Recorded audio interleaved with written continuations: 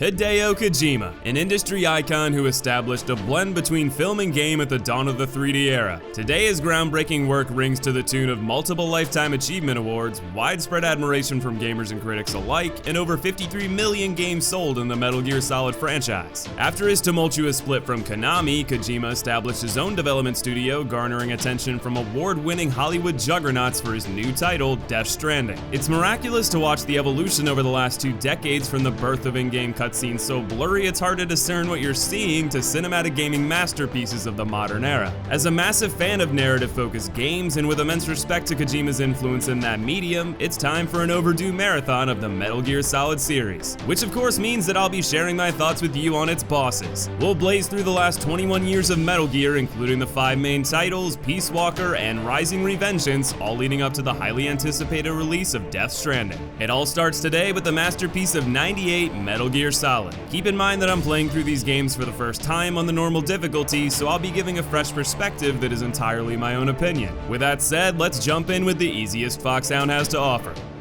Number 10, Raven's Tank. Out of 10 bosses in a game that centers around a procure on-site mission led by a single soldier, you'd expect that a rolling death machine would be insurmountable. Clearly, we all underestimated Snake's resilience to being steamrolled. Seriously, look at how little damage it does. My assumed answer is that Kojima knew a boss battle that required the player to get within striking range of an agile tank would be unfair if it could plow you to a game over in one shot. Good choice to maximize entertainment, but that doesn't help the difficulty. The tank's only other method of attack is to fire at you, but that's ineffective at close range, especially if you're well stocked with chaff grenades. Speaking of grenades, that's your only method of attack. Your goal is to chuck 4 grenades up to the gunner seat and let it blow away the 2 men inside. Raven's in there too, but based on his stature, I think he'd rather tango with you on foot. It's to be seen whether he can deliver on that threat, but there's no doubt that his tank is a pushover. The mixture of low run over damage, inability to effectively attack at otherwise close range, and the ease of shot putting grenades into the gunner seat makes this a breeze that serves more to cement Snake's badassitude than delivered difficulty.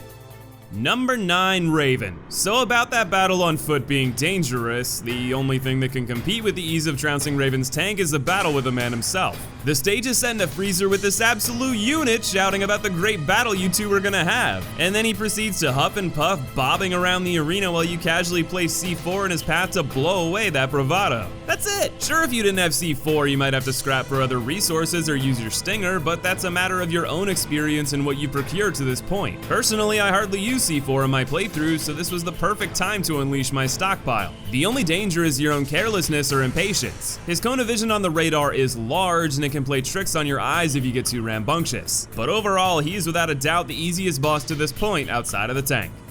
Number 8, Hind-D. Hind is an apt name because this boss is ass. Hind-D is the quadruple P, pure posterior piss pulp. Okay, wow, that was foul, but can you blame me? I'm pretty sure a good helicopter or butterfly boss doesn't exist. If anyone can point me in the direction of one, I'll hand you a bloody Lifetime Achievement Award. Because you know what doesn't fly, you idiot? The entertainment value of waiting behind a wall, firing a stinger, waiting behind a wall, firing a stinger, waiting behind a wall, firing a stinger, waiting behind a wall, firing a stinger, waiting behind a wall, firing a stinger, waiting behind a wall, firing a stinger, waiting behind a wall, firing a stinger, waiting behind a wall, firing a stinger. My God! At first it's easy to get shots in because he doesn't hide, but in the second half he stays below your line of sight, then pops out like, hello there. And I'm like, have another stinger, General Kano Boring. I'm pretty sure on the harder difficulties you don't even have a radar here. That sounds awful. The only reason there's any difficulty at all is sometimes the stinger lagged when trying to put it away and left me with my pants down. That and I only had 2 rations, including the one in the arena, so mistakes were limited. Still pretty easy and by far one of the biggest snooze fests in recent memory.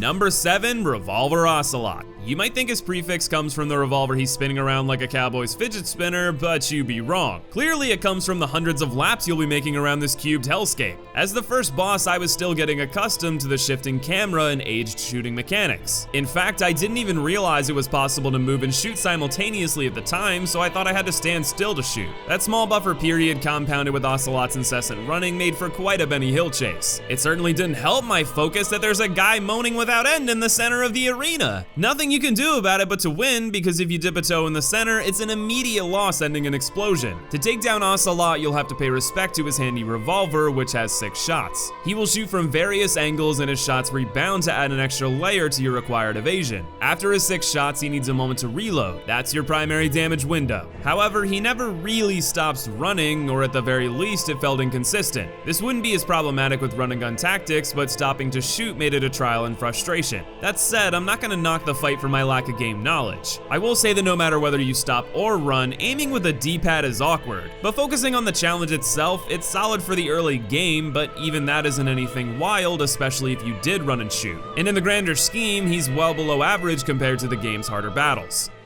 Number 6, Psycho Mantis. The difficulty here is almost entirely boom or bust depending on cracking the psychic gimmick. If you fight Mantis without overcoming his telepathic power, prepare for an endurance battle that could last upward of 20 minutes and might just be the hardest boss in the game. This is thanks to his ability to read every input you make on your controller. Between this, the mind control turning Meryl against you, and the intro with Mantis reading your mind, the level of thoughtful design here brought a level of immersion that is impressive to this day. To overcome his telekinesis, there's a simple but brilliant workaround. Mantis can read every input on your controller and will dodge 99% of your attacks from port 1. If you swap your controller to port 2, you'll start landing 100% of your blows, making this fight leagues easier. To further push it toward a cakewalk, most of his attacks are very easy to handle by simply sneaking below them. The others can be beaten to the punch literally with the help of the thermal goggles. He will eventually bring Meryl back, to which you can toss a stun grenade and boom, done. Same with him bringing her back again to commit Sudoku. Boom, done again. After that he does get more aggressive, but it's not much of an issue. Just keep laying in the body blows like a heavyweight champion. Once I knew what to do, I only needed to heal once. Even before the internet age, the Colonel clues you in via codec after 2 losses. While the fight may be easy after the controller swap, he deserves credit for the initial sleight of hand. That and the fight does last long enough that poor dodging could be the death of you. With that in mind, I think the middle of the pack is just right for this legendary psychic menace. Number 5, Sniper Wolf Rematch. Man, this battle would have been loads easier if, and I know I'm asking a lot here, I had time to recoup some damn resources! After facing off against Quad P, I was running low on health. That's because I had trounced through a giant staircase with a million thugs, rappelled down with a Hind on my butt, had gunmen mowing me down across a bridge, then had to ascend the tower to the Hind with 10 turrets. Then after fighting it and hardly having any resources left thanks to the aforementioned gauntlet, I had to descend through the turrets. Even with the chaff grenades they provided, I reached the elevator I thought was a safe haven with only a sliver of HP left. Turns out it's a mandatory ambush with no rations to speak of. It took me 30 minutes of running around with my FAMAS like a doofus to claim victory. All this is to set the stage for the drained resources I had going into my second battle with Sniper Wolf. For me at least, it seemed like she stayed in a corner of the arena shifting between trees. It made it much easier to track her since you could see her body as it moved and you could see her body behind cover. I'll get to it later with the first bout, but suffice it to say that aiming the sniper quickly isn't an easy feat, but it's better here since you can track her more efficiently. That and if you have the Nikita, you can rail rockets up her rear. The golden rule takes many forms, but it almost always applies. Even so, thanks to my depleted resources, I was forced to snipe for victory. I barely pulled out a win running on empty on my first attempt. The game-winning shot was lined up with my final bullet, but I choked. I had to run and grab some extra ammo, and then within a second of her lining up her own KO, I made the shot first. That photo finish didn't make up for all the trouble, but it sure felt incredible. While the limited resources made this rougher than it could have been, the better line of sight and alternative strategies with the rockets made the challenge land just above the average. Number 4, Liquid Snake.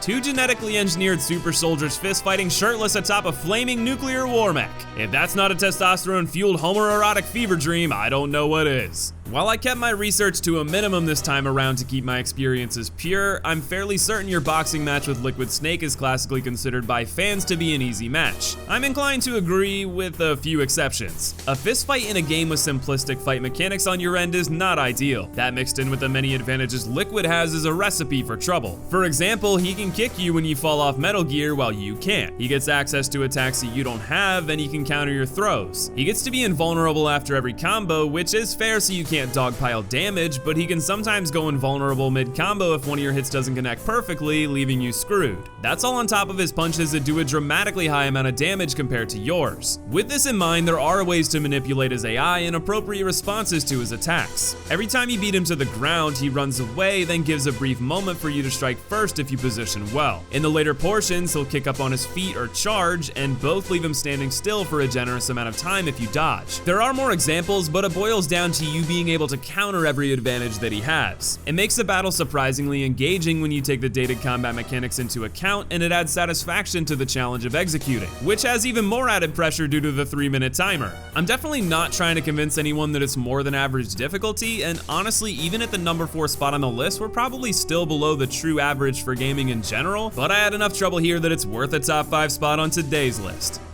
Number 3, Gray Fox. I don't kink shame, but damn, this dude is a glutton for punishment. At first, he'll try to punish you by swinging his sword. It's mildly spooky, but as long as you only try to attack him with your fists, he'll sheath his sword and honor your wishes. Now he'll duke it out with fists or feet only, but the challenge stays consistently scary. This is thanks to his speed and range, but in your favor, his combos fly in a straight line. Snake's movement is a lot tankier, so you'll have to kite from the right range, move well, and be ready to punish quickly. I would consider it an endurance fight when you take into account his high HP for the early game, vaulting the difficulty even higher. That said, like Liquid, there are ways to exploit his AI. If you put a desk between the two of you, he'll usually jump the barrier, giving you a slight window to attack. You can keep doing this for the entire second phase until he turns invisible for phase 3. This adds an obvious optical challenge, but the same desk trick works like a charm. Thankfully, he doesn't do it for too long either. Instead, he will start to walk towards you slowly and teleport to attack. I thought this would be the spookiest of all, but it turned out to be the easiest part. When teleporting to you, he would do one punch out of each, making it very easy to round back for hits of your own when he stops. That, and you can also use chaff grenades to completely stun him. The final part is shooting at him while the BDSM slut is shocking himself, a very weird and easy finish, but beware his explosive AoE at the end. Altogether, each part has varying difficulties, and while you certainly have to minimize mistakes to win due to the length, there are clear ways to get the advantage in every phase of this excellent and reasonably difficult fight for the early game. Number 2, Metal Gear Rex. You'll have to let me know your thoughts, but in the same way I've heard that Liquid Snake is regarded as easy, Metal Gear Rex is heralded as a king of difficulty for Metal Gear Solid. To some extent, I agree. Clearly, I think he's worthy of a number 2 rank, but the biggest difference between Rex and the boss at swipe number 1 is challenge over time. That is to say, I was getting destroyed here at first, but after getting a few reps in, Rex became easier despite maintaining considerable difficulty. That's because as I learned his mechanics, I was able to develop a strategy. In phase 1, to avoid lasers and melee hits, stand at the back of the warehouse. This will kite a painful amount of tracking missiles, but chaff grenades removes the tracking and lets you dodge to the side. In between that, you'll need to whip out the stinger and fire at its shoulder bulge. Once I did this a couple of times, the rhythm of tossing a chaff grenade, shooting a missile, de-equipping the stinger in favor of grenades, dodging Rex's missiles, and re-upping the chaff grenade got easier and easier. I just had to repeat that cycle until phase 1 was done. The second phase initially seemed way harder, but I quickly realized how easy it can be. Your goal is to shoot Liquid in the cockpit. At first, I assumed I would need to get in front somehow, but that leaves you subject to lasers and insta-kill stomps. Instead, just hang out underneath and behind him until you get a good angle, then fire a missile when you get that good window. This could be from underneath or the side as Liquid stops to locate you. After shooting, he'll turn to you quickly, but it's reasonable to move underneath, and even if you do get hit, if you're nailing these strategies, you should have plenty of rations. Now, saying all of this and putting it into practice are two different things, and Rex has more than enough ammunition to make it quite a challenging trial. But there's one boss in Metal Gear Solid that shares an equivalent level of difficulty that doesn't get easier as you get assassinated without end, courtesy of the number 1 hardest boss, Sniper Wolf. This is a textbook example of cool concept marred by flawed execution. You're stuck in a massive corridor with 2 bits of cover on the side. Other than that, it's just you and Sniper Wolf. But she has the high ground, giving her the clear advantage to aim first. In the name of fairness, you can take cover and track her movement as she runs around periodically to give you a chance. So just pop out and snipe her, right? To do that, you'll need to go through an animation to lay on the ground. Then once you finally scope in, your scope is pointed way below her. With some of the slowest sensitivity I've ever seen, you slowly aim upward to meet her. But once you do, the sway is unreal. It's almost like they didn't intend for you to do it without diazepam, which is believable since there's some hidden nearby. Once I was used to it, it wasn't all that bad, kind of. It still took many attempts because if she gets off the first shot, you have to reset. This is because not only does her shot knock off your aim by a mile, the sensitivity is so low you'll never make it back in time. This fight feels more like a trial in patience than anything else. If your ability to aim was faster, or if you could do it from cover like she does, it'd be a different story. But plopping down in the middle of Sniper's alley and having a limited amount of time to control absurd sway with a D-pad to outsnipe a gal with Sniper in her name is a tall order. In a cruel twist of fate, I didn't save before walking to the other end after victory, was kidnapped, and died in the third wave of the torture scene due to failing to escape from the guard. And my last save was just after Meryl got shot, which forced me to retrieve the Sniper again and then fight Sniper Wolf again. That's not really her problem, I'm just a massive pile of salt. Sodium aside though, Sniper Wolf's alley may have gotten a bit easier after leaning on the benzos, but the rough sniping animation makes it difficult to get progressively better, as with Rex giving her the slight edge as the hardest boss in Metal Gear Solid. But of course, that's just my opinion. What did you think of today's ranking? I'm particularly interested to hear your thoughts since I'm a newbie to the franchise and I'm sure we've got some veterans in our community. Be sure to sound off in the comments below. If you're excited for this new series and the many other rankings we have on the way, consider subscribing and ringing my bell so you'll be notified the moment they release. And of course, I want to thank you for watching today. Much love to you, and I'll see you in the next video.